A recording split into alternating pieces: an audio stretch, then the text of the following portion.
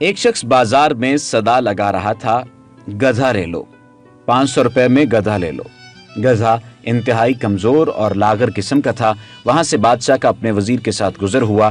بادشاہ وزیر کے ساتھ گدھے کے پاس آیا اور پوچھا، کتنے کا بیچ رہے ہو؟ اس نے کہا، علیجا 50,000 کا۔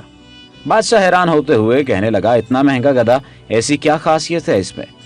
وہ کہنے لگا، حضور، جو اس پر بیٹھتا ہے اسے مکہ مدینہ دکھائی دینے لگتا ہے۔ بادشاہ کو یقین نہ آیا اور کہنے لگا، اگر تمہاری بات سچ ہوئی تو ہم 1,00,000 کا خرید لیں گے، لیکن اگر جھوٹ ہوئی تو تمہارا سر قلم کر دیا جائے گا۔ ساتھ ہی وزیر کو کہا کہ اس پر بیٹھو اور بتاؤ کہ کیا دکھتا ہے۔ وزیر بیٹھنے لگا تو گدھے والے نے کہا، جناب، مکہ مدینہ کسی گناہگار انسان کو دکھائی نہیں دیتا۔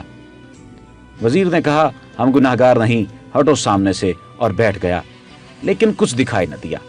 اب سوچنے لگا کہ اگر سچ کہہ دیا تو بہت بدنامی ہوگی۔ اچانک چلایا، سبحان اللہ، ماشاء اللہ، الحمدللہ، کیا نظارہ ہے مکہ مدینہ کا۔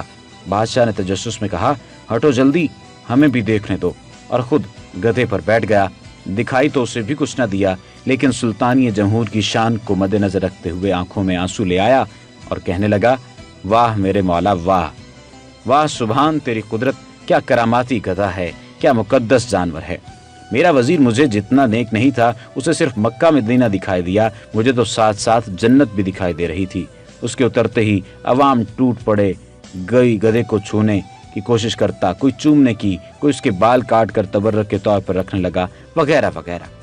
یہی حال کچھ ہمارے سماج میں بس رہے کچھ جال سازوں اور مکاروں کا ہے، جنہوں نے دینی اصلاحات اور دین کے نام پر فریب دینے کا بیڑا اٹھا رکھا ہے، اور سادہ لو عوام بھی اندھے کانے بن کر پیچھے چل پڑتے ہیں۔